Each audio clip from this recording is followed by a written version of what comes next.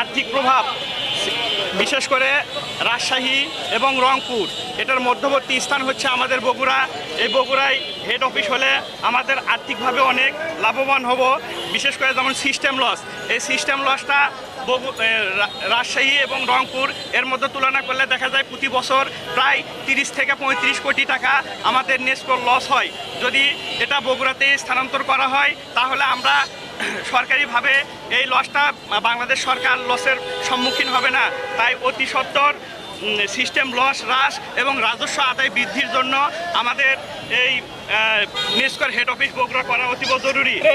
যে রাজশাহীতে যে সকল চিফ ইঞ্জিনিয়ার এবং আমাদের মনিটরিং টিম থাকে তারা অনেক সময় রংপুর এবং পঞ্চগড়ে যেতে পারে না। সুতরাং এগুলো না যাওয়ার কারণে আমাদের মনিটরিং টিমটা ঠিকভাবে পর্যবেক্ষণ করতে পারে না কোথায় কিভাবে কাজ করতেছে। বগুড়াতে যদি এটার হেড অফিস হয় তাহলে রাজশাহী এবং রংপুর দুটার দূরত্ব সমান হয়। সুতরাং মনিটরিং টিমের গতিশীলতা এবং প্রশাসনিক কাজের গতিশীলতা বৃদ্ধির জন্য বগুড়া হেড অফিস হওয়া অতীব